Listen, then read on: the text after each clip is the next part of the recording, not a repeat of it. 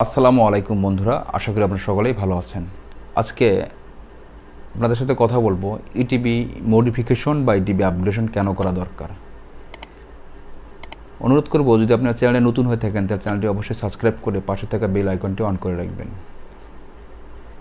আপনার ইটিবি মডিফিকেশন বা আপগ্রেডেশন কেন করবেন, তার আগে কেন করবেন এখানে তিনটা টপিকস নিয়ে কথা বলবো। সে একটা হচ্ছে পরিবেশ অধিদপ্তর, দুই হচ্ছে জেডডিসি গেটওয়ে, তিন হচ্ছে বায়ার রিকোয়ারমেন্ট। এখন প্রথমে আমরা পরিবেশ অধিদপ্তর দিয়ে শুরু করব। সেটা হচ্ছে পরিবেশ অধিদপ্তর শুরু করার আগে আমাদের ইন্ডাস্ট্রির লেভেলটা জানতে হবে। বাংলাদেশের ইন্ডাস্ট্রি শুরু হয় 1975 সাল থেকে। তখন বাংলাদেশে কোনো ইটিবি ছিল না। ইটিবি শুরু হয় 1980 সাল থেকে। ইন্ডিয়ান বেশ কিছু ইটিবি বাংলাদেশে প্রথম চালু হয়। একটা হচ্ছে বায়োকেমিক্যাল এবং ইলেকট্রোকোয়াগুলেশন টাইপের এই ইটিবি নিয়ে বাংলাদেশের ইটিবি যাত্রা শুরু।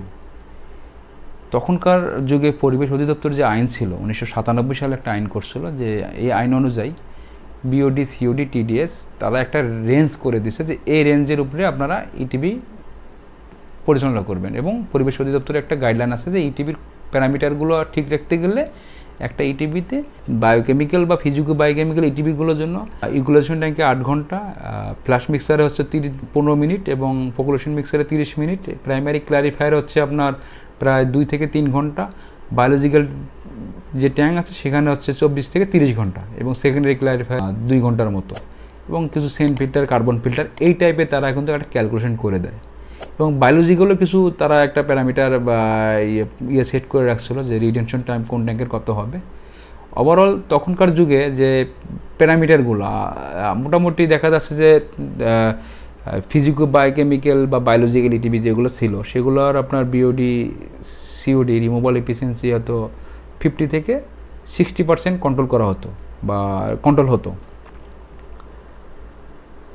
এখন 2024 সালে আসার পরে তারা কিন্তু 2023 সালে নতুন প্রজ্ঞাপন জারি করে। এতে কি করছে, তারা সিওডি এবং টিএসএসটাকে কমায় ফেলছে। আগে বিওডি ছিল 50, এখন করছে হলো 30। তাহলে 50-র যে ডিজাইন ছিল, 50-র ডিজাইন অনুযায়ী ছিল আপনার বায়োলজিক্যাল ট্যাঙ্কের রিটেনশন টাইম ছিল 30 ঘন্টা। তাহলে 30-র ডিজাইন অনুযায়ী কত হবে? যদি ওই ক্যালকুলেশন আমরা এখন করি, সেক্ষেত্রে আপনার ইটিবি যদি ধরেন যে 50 কিউবিক মিটার আপনি ইটিবি একটা আপনার আগেকার ডিজাইনে 50 কিউবিক মিটার আপনার ইটিবি আছে, সেই ইটিবির যদি 5% আমরা বাফারিং ধরি তাহলে আপনার থাকে 45%। আর যদি সিওডি আর বিওডি যে নতুন করে যে গভর্নমেন্ট থেকে যে আপনার কিছু চেঞ্জ আসছে, এই চেঞ্জ ক্যালকুলেশন করি, সেক্ষেত্রে আপনার ইটিবির ক্যাপাসিটি দাঁড়াচ্ছে 35 কিউবিক মিটার। তার মানে যেখানে আপনার 50 কিউবিক মিটার ছিল, সেই ইটিবি আপনার 50 কিউবিক মিটার আর নেই, কত আসছে 35 কিউবিক মিটার। এবং এই ইটিবিগুলো দিয়ে আপনি প্রপারলি 95% বা 80% আপনি বা ইফিসিয়েন্সি ভালো পাবেন না। তার মানে এখানে বিভিন্ন ধরনের ট্যাঙ্কগুলো অটোমেটিক করাই আছে, এই ট্যাঙ্কগুলোকে আপনাকে মডিফিকেশন করতে হবে। এবং জেডডিসি গেটওয়ে, জেডডিসি গেটওয়ের যে সফটওয়্যার আছে, যেটা একটা ওয়ার্ল্ড ওয়াইড সফটওয়্যার, আমরা প্রতিটা ফ্যাক্টরিতে, যে সকল ফ্যাক্টরিতে বায়ার বেস কাজ করা হয় সেখানে জেডডিসি গেটওয়ে সফটওয়্যার আছে।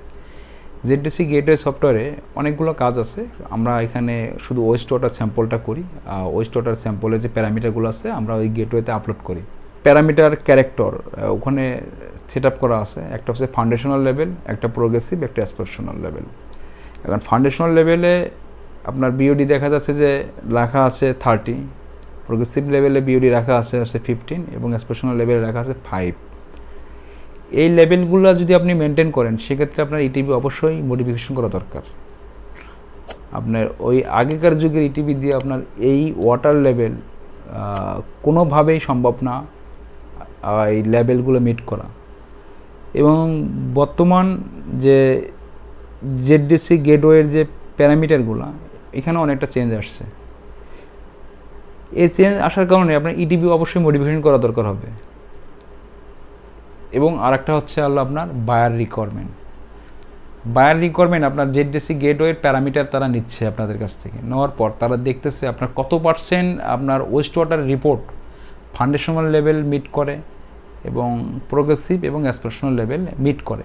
এই লেভেলটা মিট করার পর তারা কিন্তু আপনাকে একটা বেজ লাইন বা একটা টার্গেট সেট আপ করতেছে যে আমাকে এই লেভেলের মধ্যে কমপ্লিট করতে হবে। আমি ফাউন্ডেশনাল লেভেল আপনার কাছ থেকে 5 বছর 7 বছর আমি নিয়েছি, কোনো সমস্যা নেই। আমাকে প্রোগ্রেসিভ লেভেলে 60% পানি আপনাকে লিমিট বা পানির টেস্ট রিপোর্ট আমাকে দিতে হবে, যাতে 60% আপনার ইটিবি থেকে মিট করে। এবং তাদের রিকোয়ারমেন্ট অনুযায়ী 2025 থেকে 27 সালের মধ্যে আপনাকে 50% পানি রিসাইকেল করতে হবে। পানি রিসাইকেল করতে গেলে আপনাকে অবশ্যই একটা ভালো কোয়ালিটি ইটিবি ডিজাইন করতে হবে, হয়তো বায়োলজিক্যাল, হয়তো মেমব্রেন বায়োরিয়েক্টর এমবিআর টেকনোলজি। যে আপনি বায়োলজিক্যাল ইটিবি করেন আর বায়োকেমিক্যাল ইটিবি করেন, যে ইটিবি করেন না কেন, যদি আপনি রিসাইকেলে যেতে চান সেক্ষেত্রে আপনাকে মেমব্রেন হয়েই রিসাইকেল যেতে হবে। ওর সাথে আপনার শুরু থেকেই একটু টাকা বেশি খরচ হলেও আপনি এমবিআর ইটিবি করলে আপনার পানির পারফরমেন্স থেকে শুরু করে আপনি আদার্স অন্য সাইট আপনি ভালোই পাবেন। মেমব্রেন ইটিবির কিছু গুণ ভালো আছে যা বায়োলজিক্যালে নাই। বায়োলজিক্যাল ইটিবির সাথে যদি আমি মেমব্রেন ইটিবির কম্পেয়ার করি সেক্ষেত্রে আমি বলবো যে বায়োলজিক্যাল ইটিবিতে আমি যদি 60% দেই আর এমবিআর ইটিবিতে আমি 100% দেবো।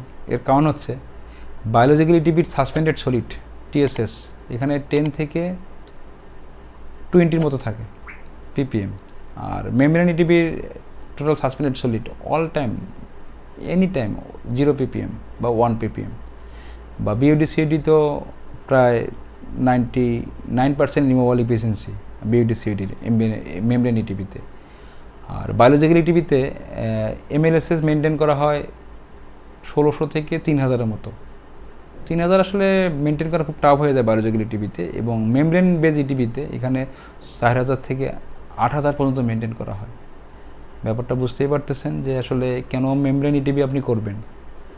আপনি রিসাইকেল আপনাকে যেতেই হবে, রিসাইকেল না গেলে আপনি 2026 সালের যে 24-25 অর্থ বছরে যে রেনুয়াল যে আপনি যেটা আছে আপনার পরিবেশ সারগত ছাড়পত্র আপনি এটা পাবেন না, এবং বাইরের রিকোয়ারমেন্ট অনুযায়ী আপনাকে রিসাইকেলে যেতে হচ্ছে। সেক্ষেত্রে আপনারা ইটিবি মডিফিকেশন যাই করেন টাকা খরচ একবারই করেন, দুইবার করার দরকার নেই। ভালো কোম্পানি দেখে একটা মেমব্রেন বেজ ইটিবি আপনারা সাজেস্ট করবেন। আর সর্বশেষ যে কথাটা সেটা হচ্ছে বাংলাদেশের ইটিবি করলে কখনো ইটিবি ইনচার্জ বা ম্যানেজারদের সাথে কখনো ম্যানেজমেন্ট কখনো শেয়ার করে না আমরা কোন ইটিবিটা পারচেস করতে চাচ্ছি। যদি এই লেভেলে শেয়ার করে আমার মনে হয় ভালো একটা সলিউশন তারা দিতে পারবে, যেহেতু তারা ইটিবিতে দীর্ঘদিন ধরে কাজ করে বা ইটিবি নিয়ে অ্যানালাইসিস করে বা ইটিবির উপরে তাদের একটা অনেক এক্সপিরিয়েন্স আছে, তারা বোঝে কোন ধরনের ইটিবি ভালো। যদি ভিডিওটি ভালো লাগে তাহলে অবশ্যই কমেন্টস করে জানাবেন। আমি এই ইটিবি মডিফিকেশন বিষয় নিয়ে পরবর্তী আরও 2টা ভিডিও আছে, আস্তে আস্তে আপনাদের সাথে শেয়ার করব। ধন্যবাদ।